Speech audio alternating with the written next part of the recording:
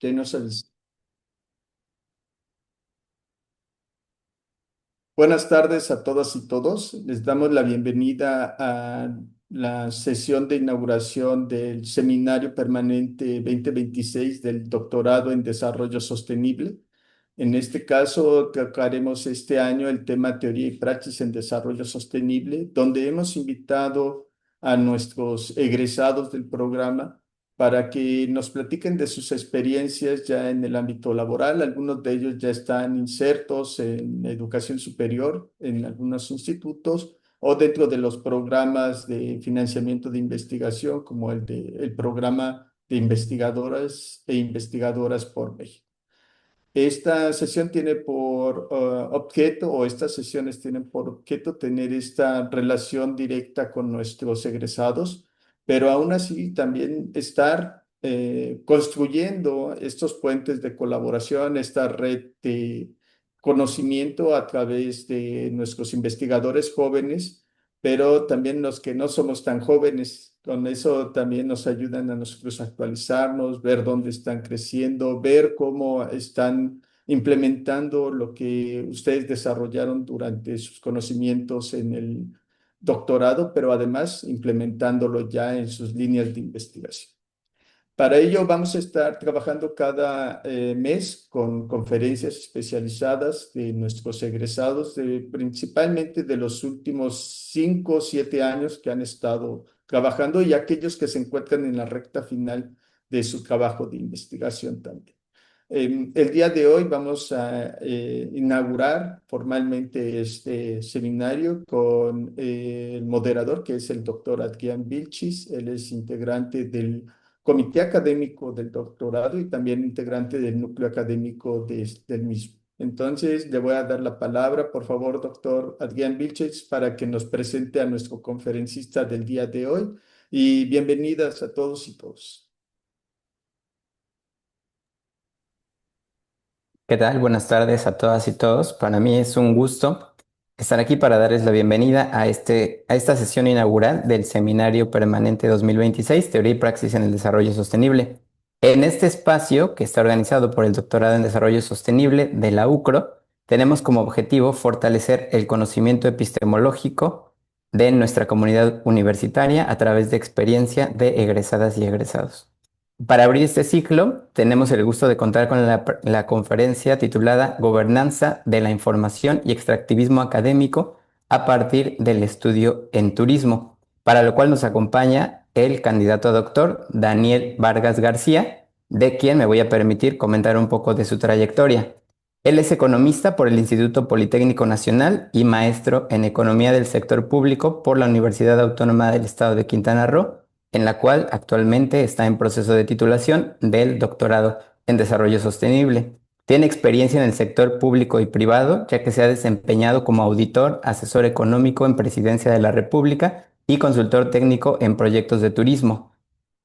Su línea de investigación actual se centra en el turismo comunitario. Es miembro de la Academia Mexicana de Investigación Turística, AMIT, y de la Asociación Mexicana de Turismo Rural, AMEXTUR. Cuenta con 9 años de experiencia docente y actualmente imparte clases en la Universidad del Caribe y en la UCRO en Cancún, cubriendo áreas como turismo alternativo, gestión del patrimonio y administración hotelera. Además, colabora activamente en proyectos de economía social y solidaria a través de los nodos NOVES. Entonces, te doy la bienvenida, Daniel. Me da mucho gusto que te hayas animado y sobre todo que estés acá para esta primera sesión. Les recuerdo que tu tiempo son alrededor de 45 minutos. Yo te voy avisando cuando ya se vaya a acabar para dar espacio para algunas preguntas y comentarios al final. ¿Sí? Te cedo la palabra. Muchas gracias. Bienvenidas y bienvenidos. Perfecto, muchas gracias por la invitación. Bueno, ya escucharon un poquito de mí. Quiero comentarles que este tema surge a partir del interés que ha habido en cuanto a la forma en la que nosotros hacemos trabajo de campo y de pronto no tenemos como de cierta manera buenas prácticas, ¿no?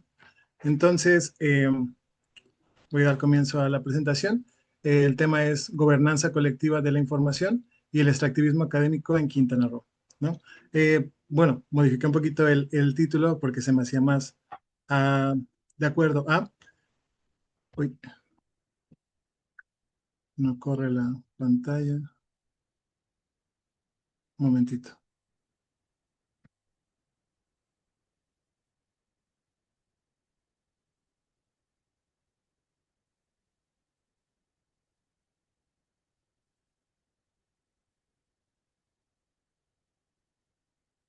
No, ya.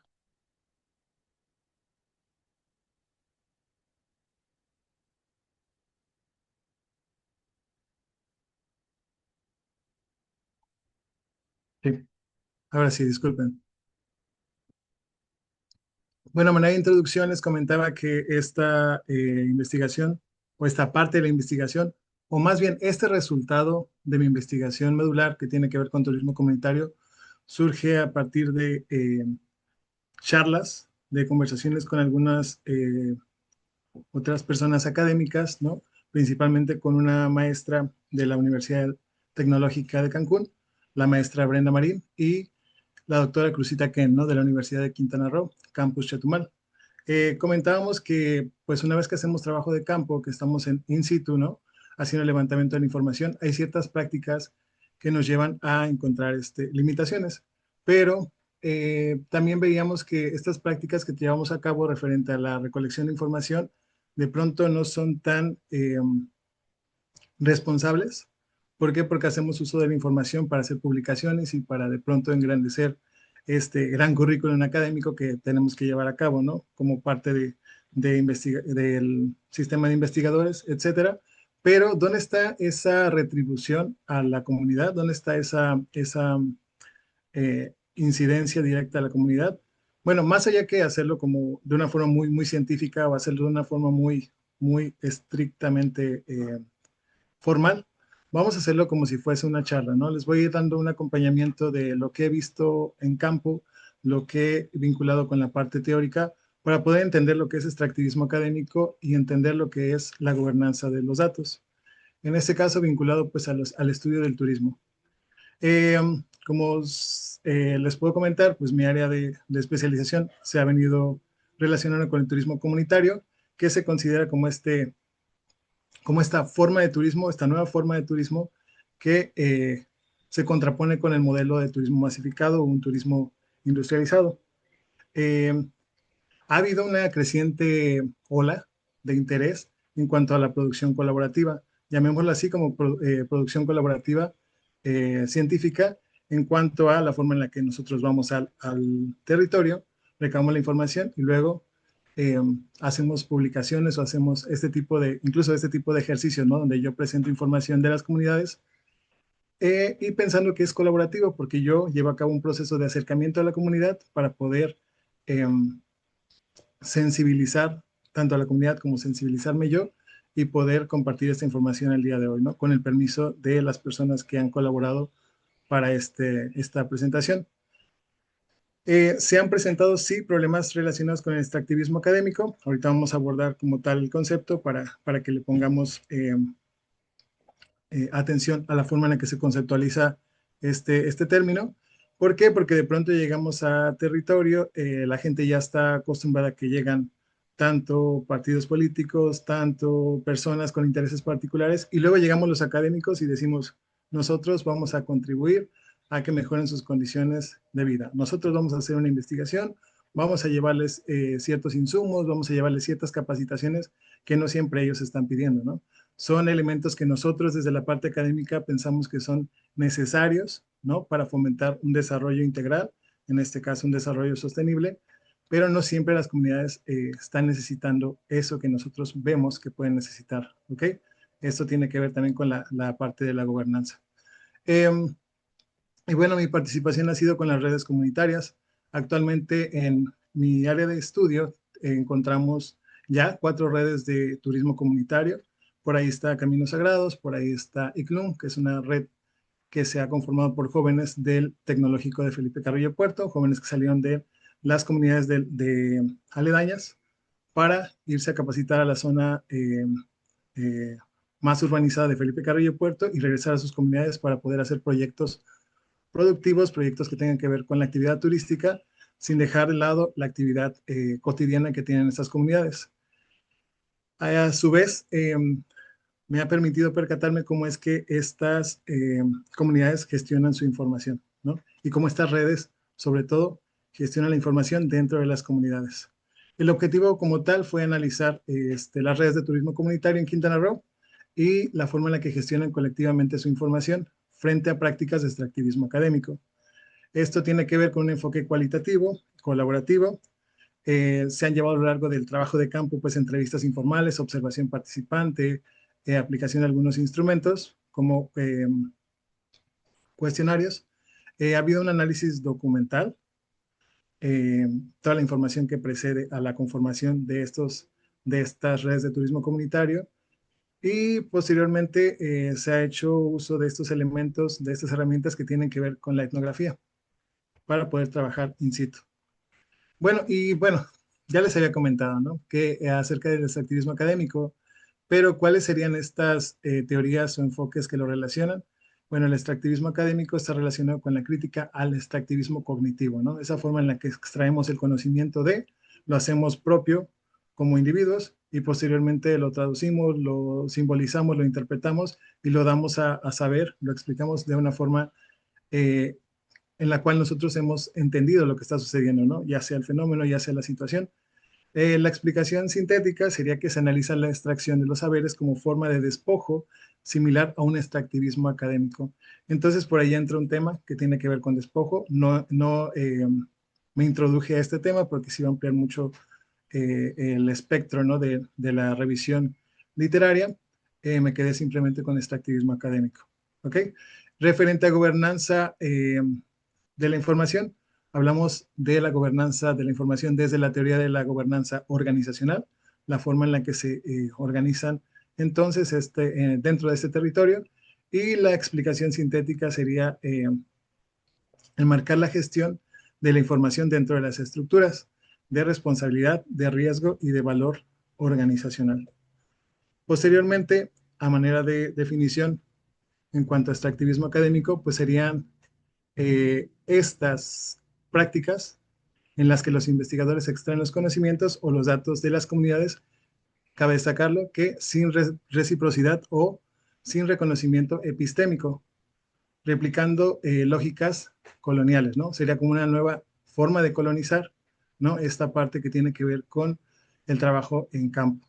Es curioso porque de pronto nosotros llegamos con conceptos, me ha llegado a pasar que llegamos con conceptos o con tecnicismos muy concretos y llegamos a implantarlos en las comunidades, pero no es así.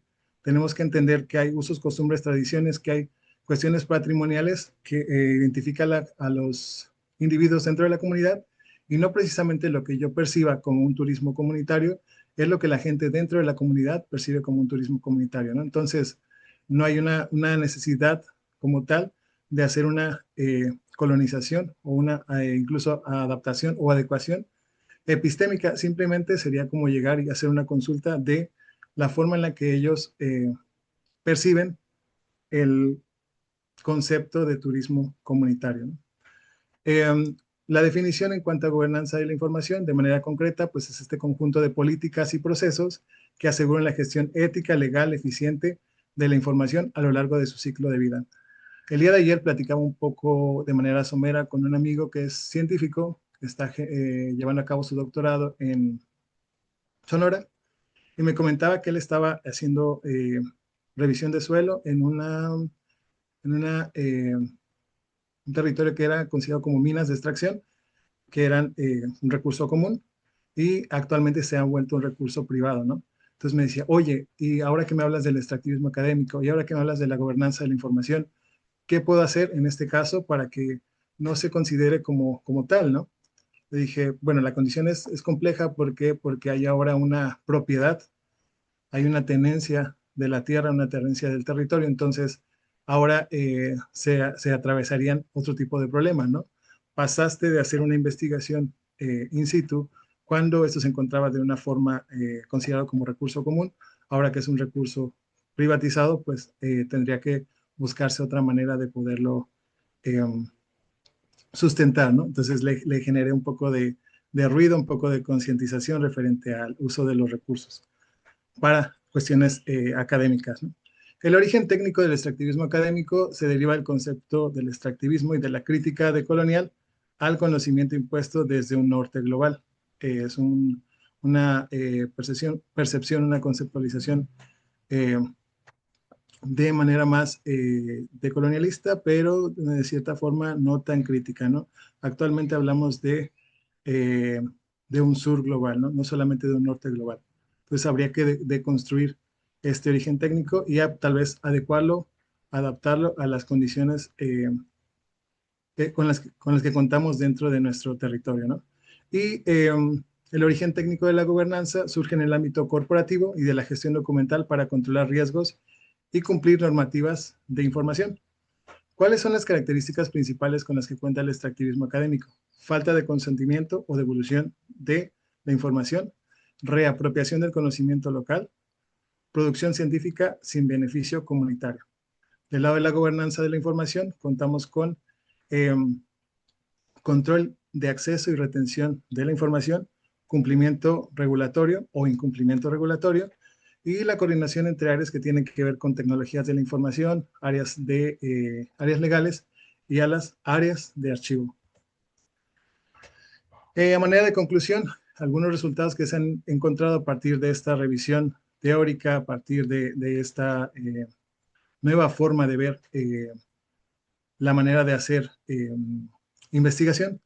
Algunos resultados que se obtuvieron tienen que ver con lo siguiente: los impactos o críticas que se han encontrado en cuanto al extractivismo académico, pues hay una reproducción de desigualdades epistémicas, además un daño cultural y pérdida de la confianza comunitaria, eso es bien importante, la gente ya no confía tan fácilmente en quienes vamos a acercarnos al territorio, a la comunidad, y queremos hacer alguna colaboración o alguna aportación a partir de sus necesidades. Bien, en cuanto a los impactos o críticas que tienen que ver con la gobernanza de la información, pues se ha caído en este riesgo de burocratización de la información y hay dilemas entre seguridad y derechos de acceso a la información. ¿Cuáles son esas alternativas que se han encontrado en la base teórica, en los enfoques teóricos? Principalmente para el caso del extractivismo académico, se ha encontrado la coautoría o esta devolución de resultados y pedir el consentimiento y que este consentimiento sea informado y continuo, ¿ok? No solamente llegar una sola vez, presentarse, eh, darse a conocer, dar las condiciones de la forma en la que se va a trabajar y regresar hasta el final solo para entregar resultados. No, es un proceso continuo. Y en cuanto a gobernanza de la información, las alternativas y las buenas prácticas tienen que ver con políticas participativas de gestión de datos y respeto a los derechos colectivos. ¿Ok? Una vez que ya encontré esta información, que ya he hecho este cuadro de resumen, bueno, ¿cómo es que lo contrasto yo en cuestiones de trabajo de campo? Lo que he visto en campo es que existen tensiones con la academia, ¿no? Que hay personas, que hay individuos, que hay comunidades incluso en su totalidad, que ya no tienen confianza en cuanto al acercamiento que tenemos los académicos con ellos, ¿no? Y de pronto comentan, y ahora que ustedes iban a hacer algo diferente y ustedes iban a aportar, hay una confusión también en la parte de territorio porque ellos creen que al ser académicos pues vamos a otorgarles algo, vamos a darles un beneficio como tal, cubriendo sus necesidades inmediatas, pero no es así, ¿no? O sea, nuestro acercamiento es más allá para buscar mecanismos, generar propuestas de resolución de algunos problemas que ellos mismos están manifestando, que son con los que ellos cuentan. ¿Ok? Algo adicional que se ve en campo es que los investigadores no devuelven resultados, eso es un común denominador. Es que hace un año vinieron los de la UCRO y hicieron un estudio y nos dijeron que iban a ayudarnos con una marca, que nos iban a ayudar con buscando canales de distribución de nuestras artesanías, etcétera, y pues nunca volvieron. Hasta ahorita no han vuelto y no nos han dicho en qué acabó ese proyecto, ¿no?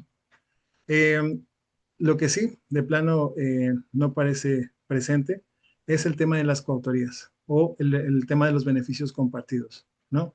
De pronto estamos en la parte académica buscando la producción científica, pero nos olvidamos que dentro de ese trabajo que se ha llevado a cabo, pues está un grueso de la población que tiene que ver con eh, este lugar donde nosotros estamos recabando la información. Entonces, no se ha generado por ahí esa cuestión que tenga que ver con la conciencia de cómo generar coautorías con la misma población. Se me ocurre un caso muy particular de la comunidad del Señor, que ahorita les voy a hablar más adelante.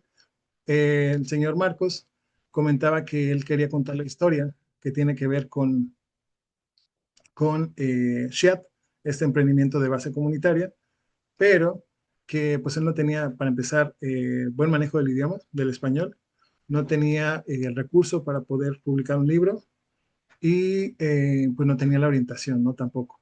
Entonces se ha vinculado mucho con empresas, con turoperadoras europeas, sobre todo alemanas, y fueron un grupo de alemanes que llegaron, alemanes científicos, que llegaron a Señor, que hicieron las experiencias de turismo comunitario, y al final le dijeron, oye, es muy interesante lo que ustedes están haciendo, es muy interesante que nos compartas tu patrimonio, tangible e intangible, ¿no?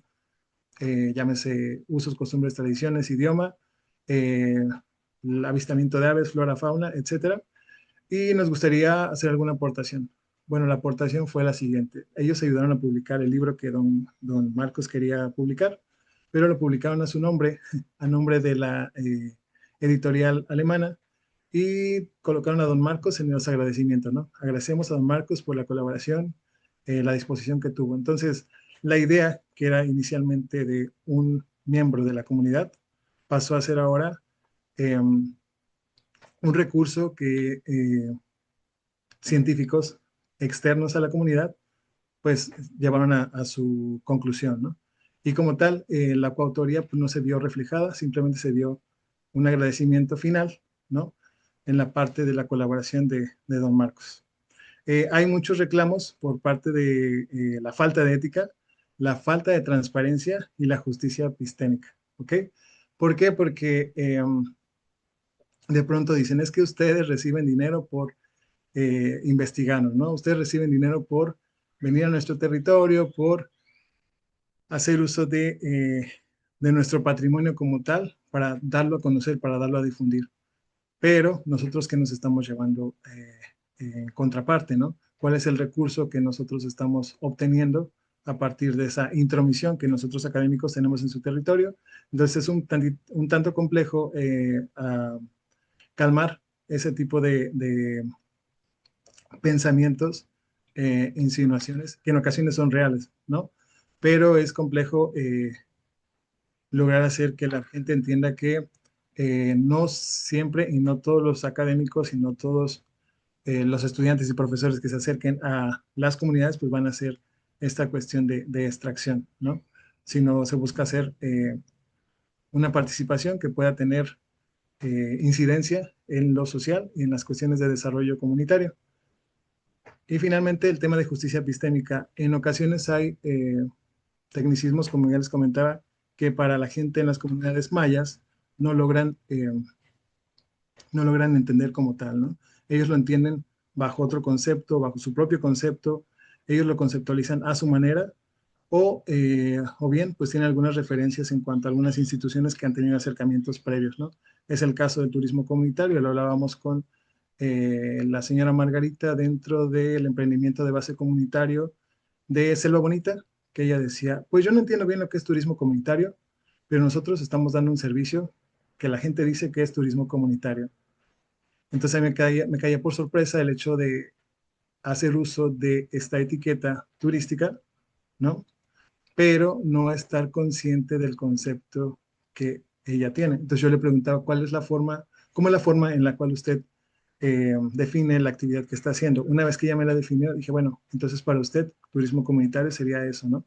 O sea, caemos en conclusión que la persona que está dentro de la actividad tiene la capacidad epistémica eh, de crear esta conceptualización que no tiene que estar embotellada, enfrascada en estos conceptos que pues, la parte académica venimos a replicar y venimos a insertar, ¿no? Dentro de las comunidades, incluso hasta las instituciones públicas, porque ahorita pues está de moda el tema del turismo comunitario. Y bueno, ¿por qué? Bueno, ya que estaba yo en esta dinámica de hablar del extractivismo académico, y ya lo había platicado con la maestra Brenda, ya lo había platicado con la doctora Cruzita, eh, parte de esta motivación de buscar más información al respecto fue encontrar que en redes sociales pues ya había movimientos, ¿no? Que tenían que ver con esta desaprobación de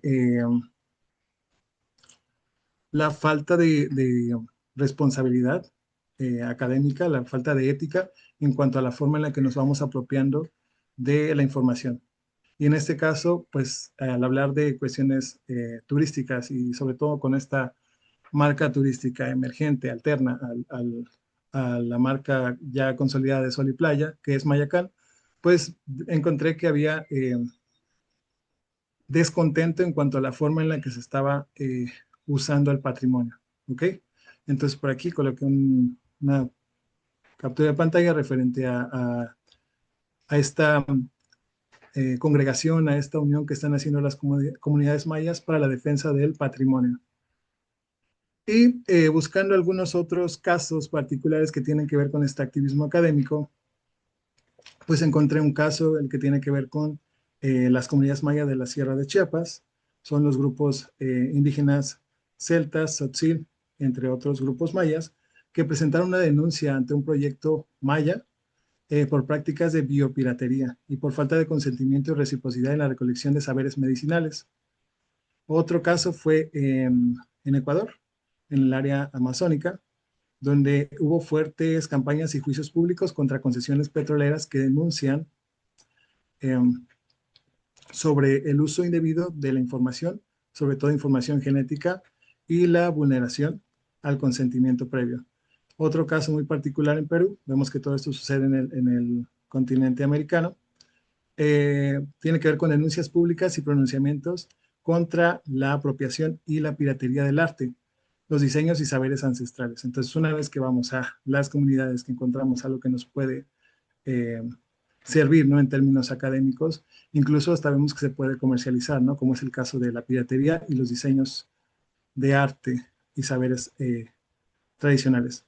Eh, entonces, seguía yo con esta inquietud referente a la temática y recuerdo muy bien que la maestra Brenda Marín fue quien me compartió un dato muy particular, ¿no? La Carta CANICAP, que fue creada el 3 de diciembre de 2022, donde los gobiernos de Canadá, Ecuador y México, desde particularmente eh, la organización de estos pueblos indígenas, pueblos originarios, pues hicieron un proyecto que lleva por nombre Trabajando Juntos hacia la Autodeterminación, Investigación Indígena y Gobernanza de Datos en estos tres países que ya les he mencionado, ¿no?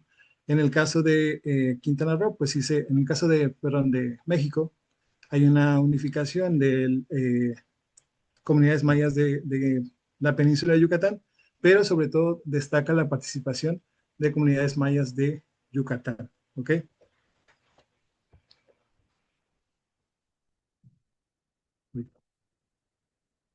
Bueno, y en cuanto a, ya una vez que supe el contexto de lo que estaba sucediendo realmente y la forma en la que las personas se estaban agrupando, se estaban agremiando y organizando, ¿no? Para dar una contraposición referente a la forma de usar su información, pues me di la tarea de hacer esta recopilación de algunos documentos, herramientas, porque decía, bueno, si no se está haciendo, tal vez puede ser porque no existe, pero sí existen documentos y herramientas que ayudan con un marco legal para la protección de datos que puedan combatir también el extractivismo académico. El primero tiene que ver con esta recomendación sobre la ciencia abierta de la UNESCO, esta organización internacional que tiene que ver con la protección del patrimonio, y es un marco internacional. ¿Ok? Vale la pena destacar que entonces si es un marco internacional, muy seguramente no se está bajando bien a la parte nacional, estatal y por ende no está llegando a la parte municipal y mucho menos llegaría a la parte comunitaria, ¿no? Entonces vemos que al momento de desagregarlo, no estamos teniendo como tal esta, eh, este acompañamiento de un instrumento internacional. ¿Qué es lo que resuelve esta recomendación sobre la ciencia abierta? La falta de acceso y transparencia, ¿no? A la información. ¿Y cómo es que combate el extractivismo académico? Pues promueve acceso abierto, colaboración justa y reconocimiento de actores locales. Muy importante el reconocimiento de actores locales porque pues ahí tiene cabida, ¿no? La dinámica de la coautoría. El uso práctico, de qué manera podría usarse de manera más especializada, específica dentro del territorio, pues generar políticas de publicación y gestión de datos. Posteriormente encontramos la Declaración de Derechos de los Pueblos Indígenas por parte de la ONU. Em, es un instrumento que tiene que ver con los derechos y resuelve el uso indebido de los saberes tradicionales. Súper importante, ¿no? Sobre todo ahorita que estamos en boga en la dinámica del turismo comunitario y que estamos siendo los principales, estamos siendo como ese laboratorio a escala nacional en términos del turismo comunitario. Eh, ¿Cómo se combate el extractivismo académico? Se reconoce el control comunitario del conocimiento, o sea, se le da esa pertinencia, se le da ese control, se le da ese derecho de poder gestionar y autogestionar su propia información y por ende su conocimiento a las comunidades. El uso práctico pues sería establecer de manera clara la base ética y la base legal para la investigación en comunidades, algo que hasta el momento no he encontrado. He encontrado algunos manuales de cómo hacer trabajo de campo. Cabe destacar que también la consideración es que sea algo interdisciplinario. Se habló que hubo uso de elementos de la etnografía. Hay muchas herramientas que usan los antropólogos que pueden servir para hacer levantamientos de campo de una forma más justa, más equitativa. Pero bueno, posteriormente los principios CARE para datos indígenas es del tipo estándar ético y lo que resuelve es la apropiación de los datos comunitarios. ¿Cómo es que se combate el extractivismo académico con este instrumento o herramienta, con este documento oficial? Bueno, se prioriza el control, el beneficio y la autoridad de los pueblos indígenas. El uso práctico sería que se lleven a cabo proyectos con comunidades originarias, que es algo que ya se está haciendo, pero de una forma ética, ¿no? Como bien lo dice aquí el tipo de instrumento. Luego también tenemos las licencias. Esas son herramientas legales de uso sin atribución. Eh, o sea, así que las personas que no son partícipes de un fenómeno que no están incluidas dentro de una comunidad no pueden ser quienes atribuyan, ¿no? El hecho de haber generado un hallazgo, etcétera, sino tiene que ser algo colectivo. La forma en la que se combate el extractivismo académico tiene que ver con definir los permisos y obligar a las personas que están llevando a cabo trabajo de campo, investigaciones en campo, etcétera, que tengan reconocimiento de autoría, lo que comentamos de la coautoría. El uso práctico sería llevar a cabo publicaciones, materiales docentes y bases de datos desde la perspectiva de la coautoría. Ujú. Se repitió, ok. Bien, y ahora sí, de manera particular, ¿qué es lo que he estado haciendo yo, no? Porque puedo estar generando, pues, un contexto eh, de forma en la cual yo estoy criticando, ¿no? Lo que estamos haciendo de manera general, pero ¿qué estoy haciendo yo en campo? Bueno, actualmente colaboro con el NODES, Nodo de Impulso a la Economía Social y Solidaria, que tiene que ver con asistencia técnica, que tiene que ver con asesoría, con capacitaciones que las comunidades requieren. Hemos tenido este acercamiento a 5 comunidades. Actualmente ya se pueden considerar solo 4 porque la gente está desistiendo un poquito en cuanto a los proyectos, porque la gente de de estas nuevas redes piensa, ¿no? Que tal vez la actividad económica o la generación del ingreso va a ser muy acelerado, pero no, porque estamos comenzando de una base nula, ¿no? De donde no existía una actividad económica por cuenta del turismo. Y de estas 5 comunidades están trabajando ahora solamente con 4. De ellas son Chan Santa María, Chan Santa Cruz, eh, Betania, Yoactún y Laguna Cana. Betania es la que no está participando ya como tal. Este nodo de impulso a la economía social y solidaria que está auspiciado, que está vinculado, relacionado con el Instituto Nacional de la Economía Social, fue creado en 2023. Es un proyecto de la Universidad Autónoma del Estado de Quintana Roo, Campus Chetumal, comandado por la doctora Cruzita. Eh, y principalmente la alianza que se ha generado tiene que ver con la cuestión académica e institucional, las instituciones públicas y la comunidad, ¿ok? Son tres vértices que están colaborando para que se pueda llevar a cabo este desarrollo comunitario. Pero esa es la forma en la que se ha ido teniendo incidencia dentro de las comunidades a partir de esta política pública que tiene que ver con economía social y solidaria. En cuanto a mi trabajo de tesis como tal, este trabajo fue relacionado con la red eh, estatal de turismo comunitario denominada Caminos Sagrados, ¿ok? Quienes llevan más de 20 años en operación y quienes han hecho alianzas académicas, institucionales con organizaciones no gubernamentales y sobre todo la participación comunitaria. Bien, se compone esta red de 8 emprendimientos de base comunitaria y con quienes he tenido mayor acercamiento ha sido con Selva Bonita, quienes se encuentran en Chungujú, posteriormente con los de Teosuco Histórico, y luego en la comunidad de Señor, con el emprendimiento de base comunitaria SHIAP, ¿no? Que son los tres que han requerido más asistencia técnica y quienes también han mostrado más interés, ¿no? De este acompañamiento que se les puede dar desde la parte académica. Cabe destacar que nosotros no llegamos haciendo alguna imposición, simplemente el mecanismo de acercamiento pues tiene que ver con la observación no participativa, posteriormente se generan diálogos, nos invitan a participar en sus reuniones, en sus asambleas comunitarias, asambleas ejidales, se les hace invitaciones para que puedan ir a tianguis, para que puedan ir a reuniones donde ellos hablen acerca de su cultura, de sus costumbres, tradiciones, etcétera. Y como tal, una vez que ya se ha hecho el análisis de la base teórica, una vez que ya he analizado lo que he encontrado versus el trabajo de campo, eh, pues se me ocurrió hablar acerca de ciertos criterios o ciertas fases como si fuese una metodología, o sea, unos pasos a seguir para tratar de mitigar o de disminuir temas y problemas que subsecuentes una vez que haya presencia de un extractivismo académico y una falta de gobernanza de los datos, ¿no? El primero tendría que ser generar acuerdos éticos desde el comienzo. El objetivo de generar estos acuerdos éticos tiene que ver con garantizar el consentimiento y el control de la información. Posteriormente, ¿qué procedimientos podemos llevar a cabo? Pues definir las reglas del uso de la información con los actores locales, aplicar esos consentimientos informados, ¿ok? Y colectivos, en general con toda la comunidad. Acordar las formas de reconocimiento, ¿ok?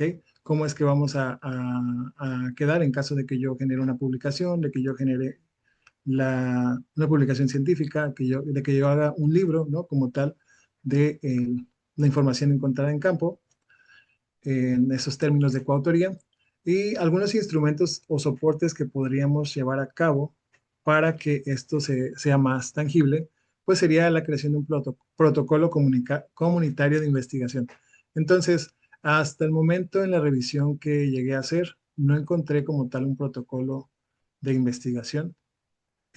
Había algunos informes de investigación, había algunas propuestas. De hecho, hubo un instrumento que usan los antropólogos que tiene que ver con las formas de generar trabajo de campo. Es por eso que digo que la multidisciplinariedad puede ser también pieza clave, ¿no? Para ayudar a mitigar estos problemas de eh, falta de gobernanza de información y de extractivismo académico.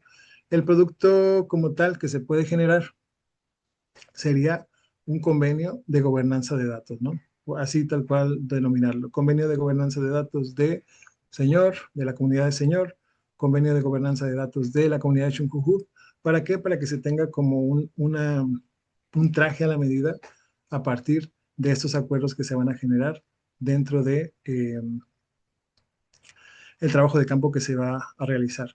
Y esto, evidentemente, vinculándolo con el instrumento que nos brinda la UNESCO, que tiene que ver con los lineamientos de la ciencia abierta, ¿no? Posteriormente, otra fase, a partir de lo revisado, con la que puedo concluir, ¿no? La forma en la que deberíamos de trabajar, es la coproducción en campo. El objetivo sería evitar la extracción unilateral del conocimiento, o sea, no porque yo, investigador, voy a la comunidad y hago uso de mis herramientas, de mis recursos, de toda índole, para poder generar información científica, pues voy a publicar solamente desde mi trinchera, ¿no? Entonces se trata de hacer esta dinámica de coautoría. ¿Y cómo podemos llevar a cabo este procedimiento para generar esta coautoría? A través de talleres participativos, a través de la validación colectiva, ¿no? Llevarlo a un consenso con la comunidad y sobre todo a la inclusión de actores como coinvestigadores, ¿va? Eh, los instrumentos o soportes bajo los cuales podríamos trabajar sería la cartografía social, muy interesante, ¿no? Un enfoque un tanto más geográfico. Viene de nuevo aquí la parte de eh, la multidisciplinariedad, la interdisciplinariedad. Posteriormente algunos talleres, ¿no? Y generar estas matrices de validación, ¿ok? Esta forma contenida en la cual nosotros tengamos de manera escrita la validación que los actores locales pues, nos van a generar. El producto como tal sería la información interpretada de manera colectiva. Eh, Quiero hacer un paréntesis para no hacer tan plana la charla. Recuerdo mucho el trabajo de investigación de tesis que llevé a cabo para obtener el grado de maestro y recuerdo que fui a presentarme al gobierno municipal, fui a presentarme con personas dentro de la comunidad, empresarios locales, eh, emprendedores locales, y generalmente pues lo que hacía era platicar con estas personas, ¿no? Llevar a cabo unas pláticas informales y posteriormente entrevistas semi-estructuradas, partiendo siempre de la observación no participante, para saber qué estaba pasando en territorio y cómo estaban interactuando estos actores, ¿no? Entonces, desde un principio llegué con esa intención de pedir permiso para poder ver su convivencialidad y su cotidianidad. Pese a que en Bacalar, cabecera municipal, no cuenta con esta identidad tan arraigada como es el tema de las comunidades, sí había como un cierto bloqueo, ¿no? Sí había como una cierta barrera para que yo pudiera hacer esa investigación.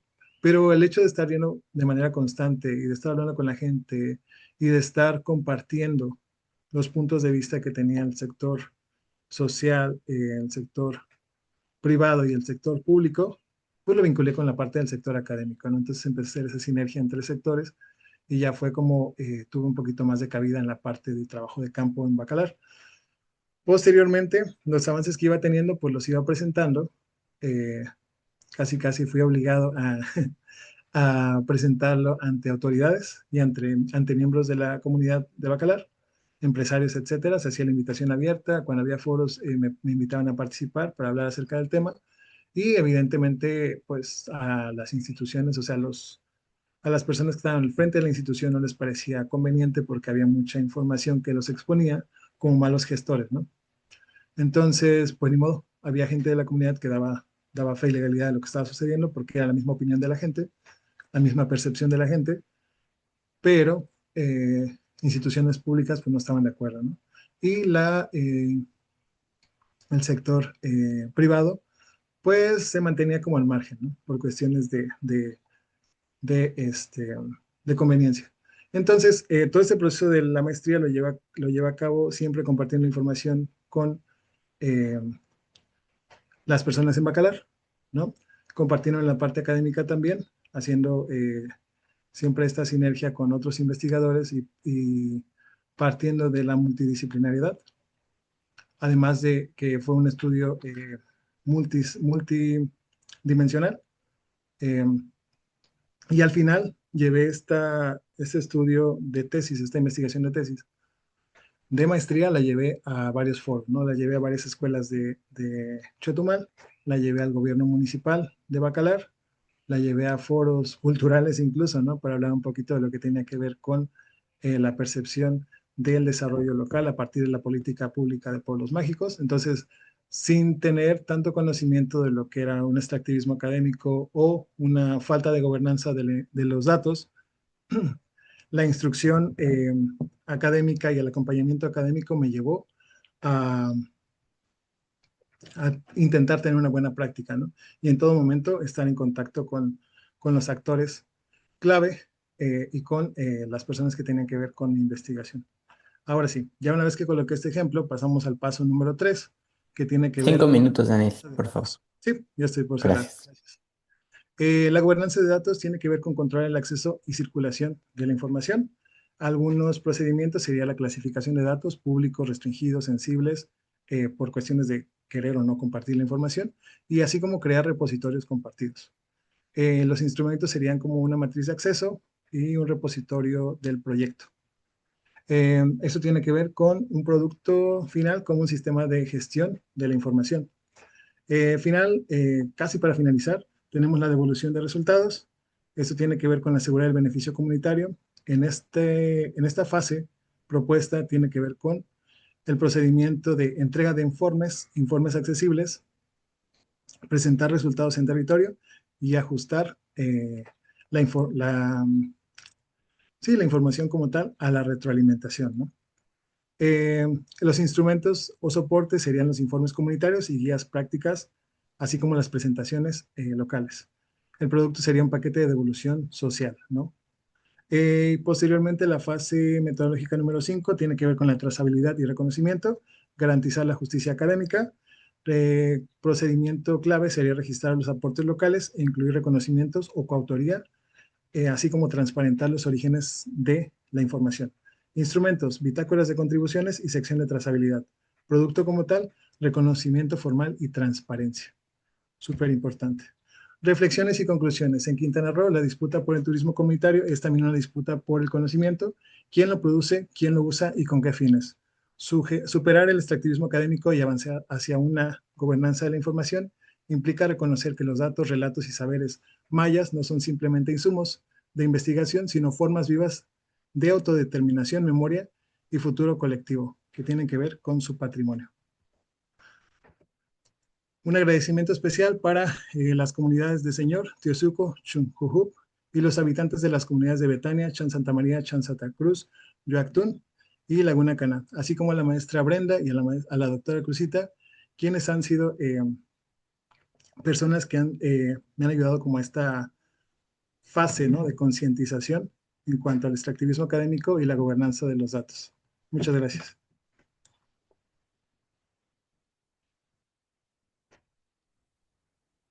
Gracias, Daniel. Muchas gracias por apegarte al tiempo.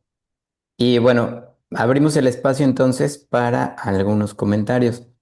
Eh, si gustan, pueden ir levantando la mano en caso de tener algún comentario. Y mientras tanto, empiezo con la pregunta que ya pusieron en el chat, que es de la doctora Alma Ivonne Marín. Ella comenta, muchas gracias Daniel por traer el debate sobre el extractivismo académico y mostrar tu experiencia en campo. Quisiera plantearte lo siguiente. En contextos académicos donde el quehacer académico existe, perdón, en contextos donde el quehacer académico exige publicación en revistas indexadas con criterios formales de autoría y evaluación, ¿cómo puede practicarse una coautoría real en comunidades sin que el sistema editorial termine reproduciendo extractivismo académico? Ok, es una pregunta bastante completa y sobre todo compleja. Yo creo que en estas cuestiones que tienen que ver con la producción científica, que tiene que ser tan recurrente, ¿no?, que tiene que ser por objetivos, por metas alcanzables y definidos, el tiempo es este elemento que no nos permite buscar como esa ruta crítica para poder proponer, ¿no?, este esquema de coautorías.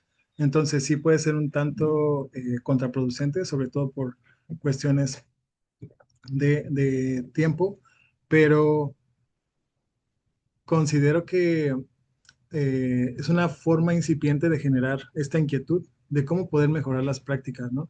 Porque como tal no tendría una respuesta concreta, dado que las condiciones de generación de conocimiento para cada profesor, para cada investigador son particulares y dependería también de la profundidad y dependería también de mucho de ese acercamiento que se tenga con los individuos, ¿no? De pronto se hace de manera somera y hay productos que son alcanzables, que son medibles o cuantificables de una forma más práctica, pero hay otros elementos. Por ejemplo, me atrevo a decir que mi trabajo de investigación, pues sí conlleva como mucho detalle, ¿no?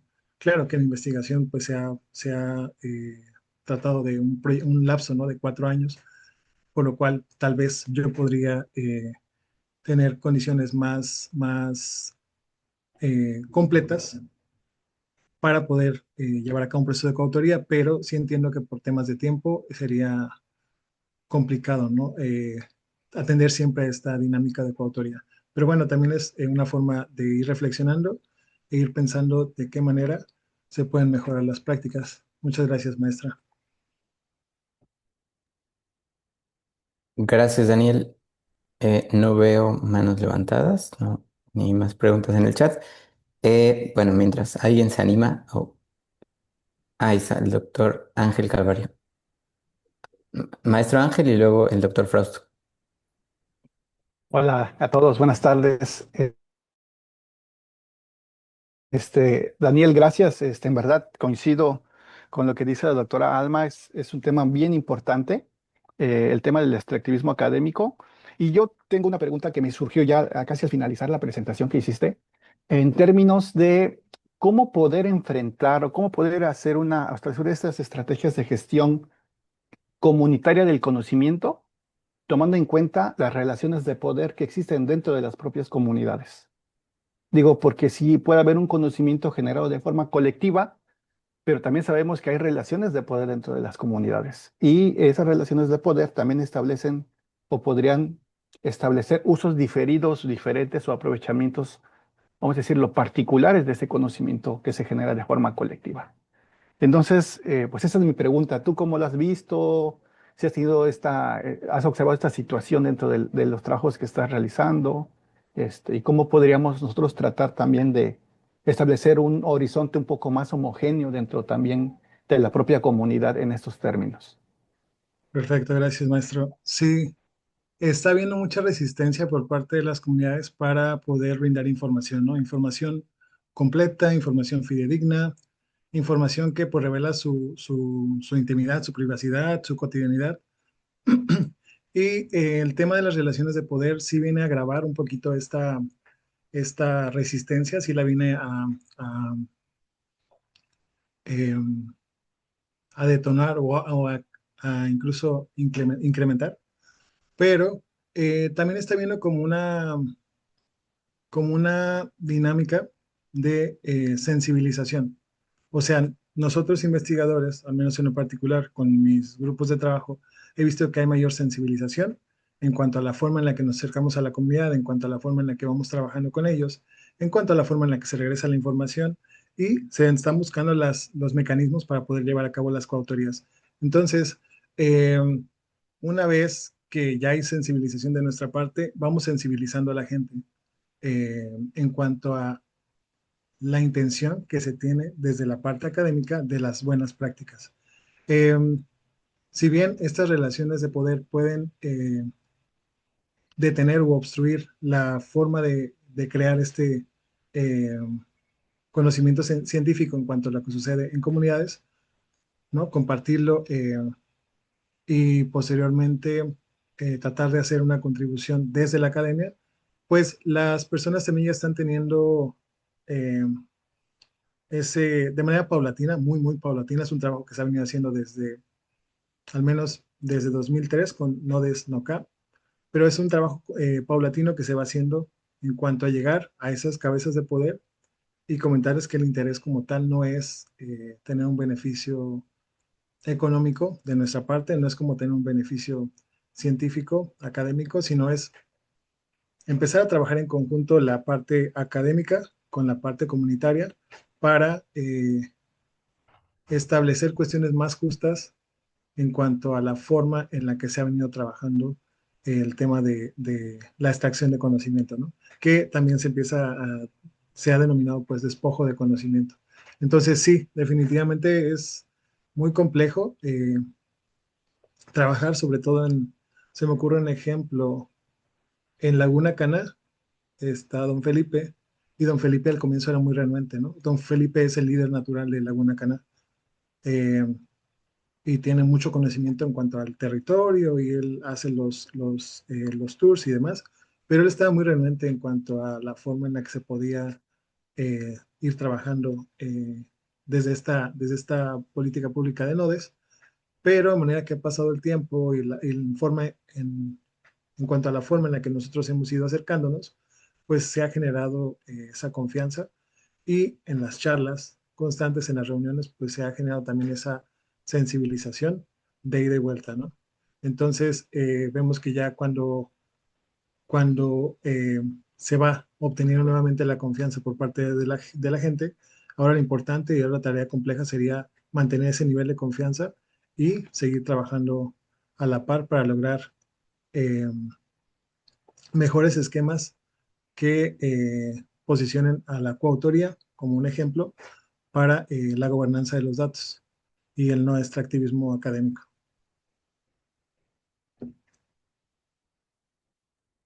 Gracias, Daniel. Le damos la palabra al doctor Frost.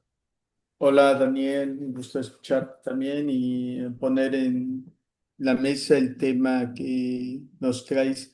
Ahí tengo cuatro observaciones, discusiones, ¿no? Que son fuertes. Yo me dedico a la observación.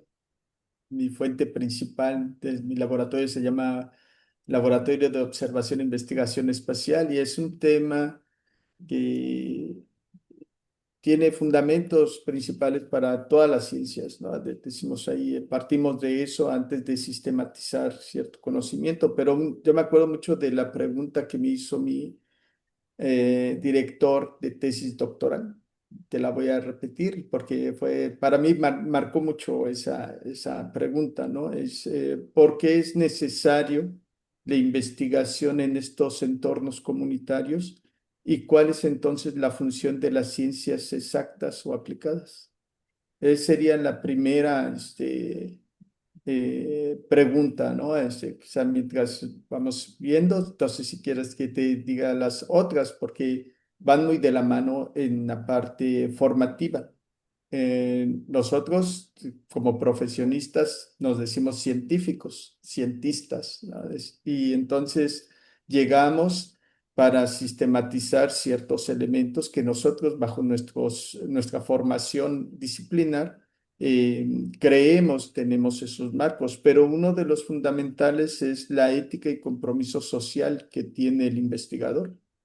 Entonces, el debate no va solamente en la cuestión del extractivismo académico, sino más bien en la función que tiene el investigador y su formación y compromiso hacia lo que está investigando y ese compromiso, si quieres llamarlo comunitario o más bien social, pues estaría enmarcado mucho en la formación disciplinar. Tú hablases mucho de tus antecedentes de antropología, pero bueno, en disciplinas, yo soy geógrafo, en nuestras disciplinas, la carga que tenemos fuertemente es desde la antropogeografía, los elementos éticos fundamentales para esta investigación en entornos naturales y sociales y hasta económicos. Y de ahí es donde parte mucho este compromiso social. Y este elemento viene impulsado en el último sexenio, cuando hace que todos los investigadores que reciben recursos eh, de la Federación a través de ciencia y tecnología tengan que tener una retribución social de ese conocimiento que están generando hacia las comunidades. Pero debido a que en muchas disciplinas no está esta fortaleza de compromiso social, compromiso disciplinar y ético, es donde encontramos que ahí hay una discrepancia muy fuerte.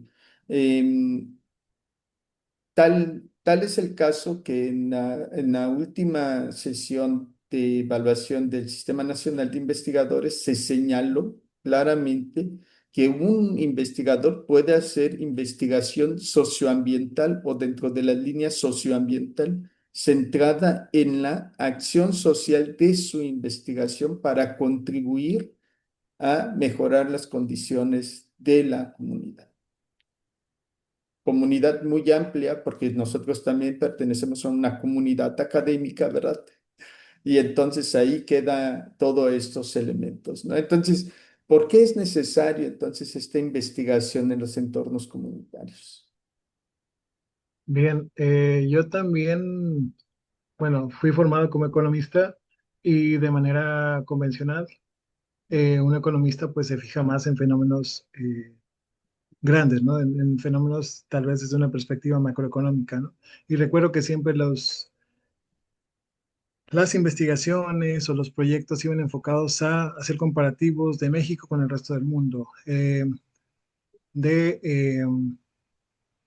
tal vez incluso de contextos que no tienen nada que ver con nuestro país, pero bueno, la forma en la que la, la disciplina o la formación con la que contamos incide en nuestra forma actual tal vez de crear conocimiento, de crear ciencia, yo creo que tiene que ver con esas herramientas que hemos aprendido a usar, ¿no? En este caso yo veía que siempre, al momento en el que se hablaba de un estudio de cuentas nacionales a escala internacional, pues al final no estaba resolviendo un problema particular. Entonces, cuando me empiezo a desengañar y empiezo a dejar de ser economista y empiezo a ser cualquier otra profesión menos economista, empiezo a percibir que hay cuestiones por resolver muy particulares, ¿no? Y cuando hablamos de esta particularidad, aunado con esta intención institucional de lo que era el Consejo de Ciencia y Tecnología, que ahora es la Secretaría de Ciencia y Tecnología, eh, pues habla más en cuestiones de incidencia social, ¿no? La forma en la que nosotros investigadores, la forma en la que nuestros científicos sociales, etcétera, vamos a incidir, vamos a contribuir a resolver tal vez uno de esos pequeños problemitas que se presentan a lo largo de todo el territorio mexicano, ¿no? Por eso considero que tiene cabida el estudio de las comunidades, el estudio comunitario. ¿Por qué? Porque dentro del territorio se van presentando diferentes necesidades y que no todas pueden ser resueltas de la misma manera.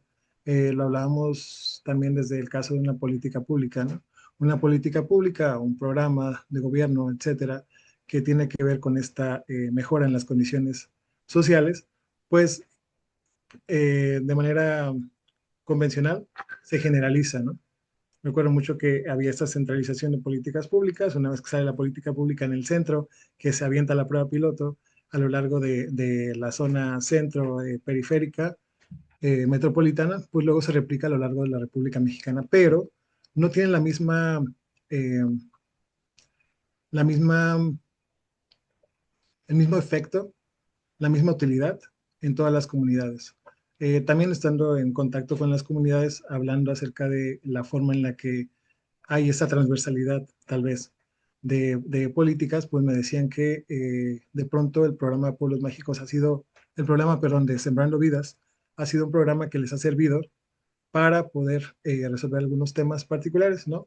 Que tienen que ver con el mejoramiento de su entorno, la conservación de los recursos naturales, etcétera. Pero este tipo de programas, este tipo de políticas, este tipo de instrumentos creados por, de manera general, eh, no han resuelto como tal las necesidades, porque estos instrumentos tendrían que ser hechos a la medida, ¿no? De cada una de las comunidades, en función a las necesidades de la población, etcétera. Entonces, haciendo como esta analogía de lo general que puede ser eh, un estudio desde la perspectiva nacional, tiene cabida que ahora haya investigaciones o estudios de forma más comunitaria. Y no podemos dejar de lado pues las herramientas que nos ofrecen las ciencias exactas, ¿no? Las ciencias exactas que vienen a contribuir a que estos estudios muy particulares, que estos estudios muy específicos que van resolviendo problemas sociales eh, muy puntuales, pues nos sirven como elementos para poder eh, crear más instrumentos, crear más mecanismos y que en su conjunto pues ahora nos permita ir resolviendo de manera paulatina estos problemas. Entonces, no sé si ¿Me amplié Eh, mucho o Lo que pasa, cierto considero sentido? que también uno de los fundamentos centrales es cómo aproximarnos a esta problemática que planteas. Y no sé si has leído lo de co-creación de conocimiento, por ejemplo, las diferentes aproximaciones que hay, porque es uno de los planteamientos teóricos clásicos en entender cómo los científicos o los diferentes, siempre digo los observadores, ¿no? Podemos aproximarnos a a los estudios que queremos hacer de este objeto de investigación, porque a final de cuentas se vuelve tu objeto de investigación, la comunidad. Pero la forma en cómo vas a estar participando, si lo puedes tomar desde la perspectiva de la antropología, pues puede ser participante, puede ser solamente a distancia, puede ser involucrativo, no sé, hay varias formas, pero en la co-creación de conocimiento, que vaya un poquito más en otro nivel, no me gusta usar la palabra escala, sino a otro nivel de interacción para esta cuestión que planteaste a lo largo de la exposición, ¿no?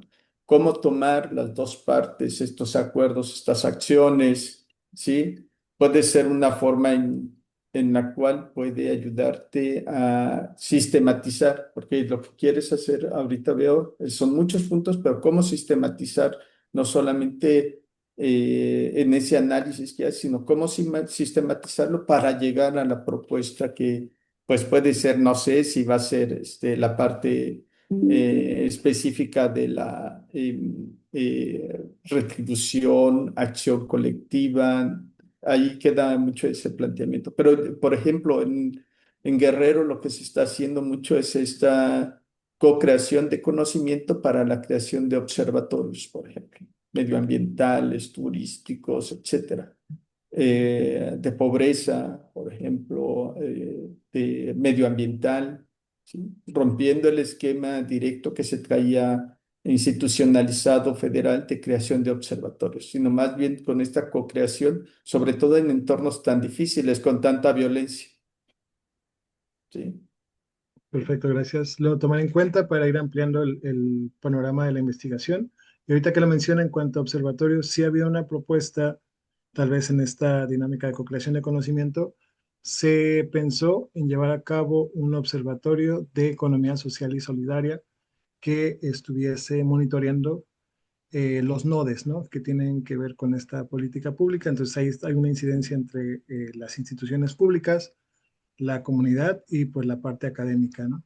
Y, pero siento que tendría que tener ciertas particularidades para que en su forma de ejecución no se vaya más al plano solamente académico, ¿no? Sino que sea desde un enfoque integral y que no quede siendo solamente un observatorio más, ¿no? Bueno, está muy preliminar, o sea, solamente fue una propuesta que se generó desde el grupo de trabajo de Chetumal. Habría que sentarse a plantearlo bien, habría que incluso leer más, investigar más referente a esta dinámica de co-creación de conocimiento. Gracias por la aportación. Y pues sí, esta es la forma incipiente, ¿no? De esta curiosidad que me ha generado el trabajo de campo. Entonces pienso que de ampliarlo, pues sí tendría bastante tela de donde cortar, ¿no? Para poder hacer ahora sí una propuesta concreta.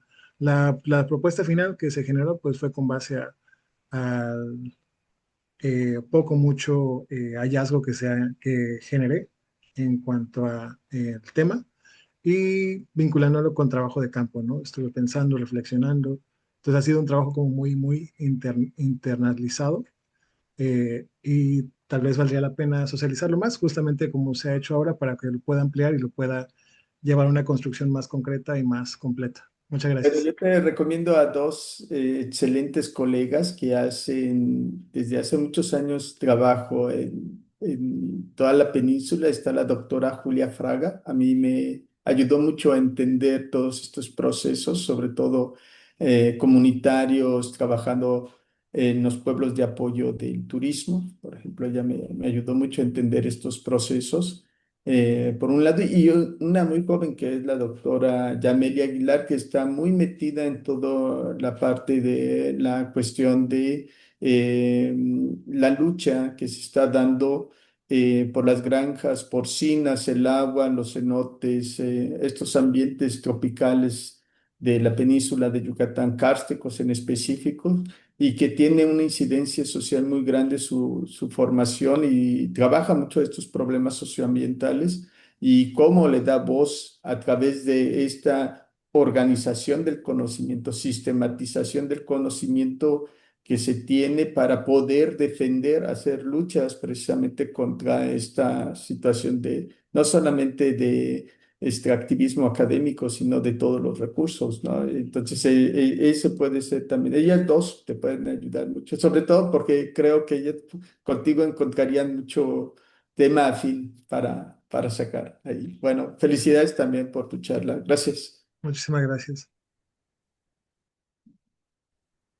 Bien, muchas gracias, doctor Frausto, por sus comentarios. Me parece que no tenemos más participaciones, en cuyo caso, pues bueno, vamos a concluir esta primera sesión que creo que nos deja una idea fundamental, que es que el desarrollo sostenible no es nada más una meta ambiental o económica, sino que también implica un compromiso ético con la justicia epistémica. Y pues creo que todo esto que vamos a estar discutiendo a lo largo del seminario, pues debe traducirse en una sostenibilidad que nos lleve a un respeto y a una colaboración con las comunidades.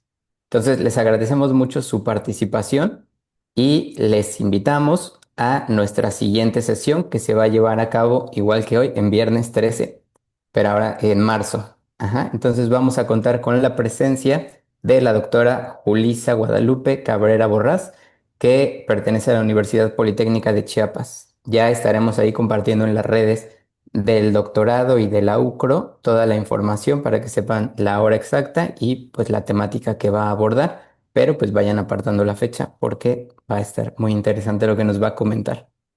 Doctor Frausto, no sé si tenga algo más que comentar. No, pues lo ha dicho todo y bueno, nos vemos en un mes y gracias, doctor Vilchis, gracias Daniel por dejarnos estas reflexiones y también a los compañeros que comentaron. Yo creo que es parte de ir dialogando poco a poco y por favor, con sus estudiantes también o sus colegas, invítenlos a ir escuchando. Le iremos llegar sus constancias respectivas y también cuando subamos la información en el YouTube lo tengan y pueden también usarlos como material didáctico para eso. Un abrazo también a todos, disfruten mucho el carnaval también. Muchas Perfecto, muchas gracias. gracias. Gracias, Daniel. Gracias, Hasta Saludos luego, a buena todas y tarde. todos. Gracias. felicidades. Bueno, gracias Daniel, hasta luego. Hasta luego, gracias.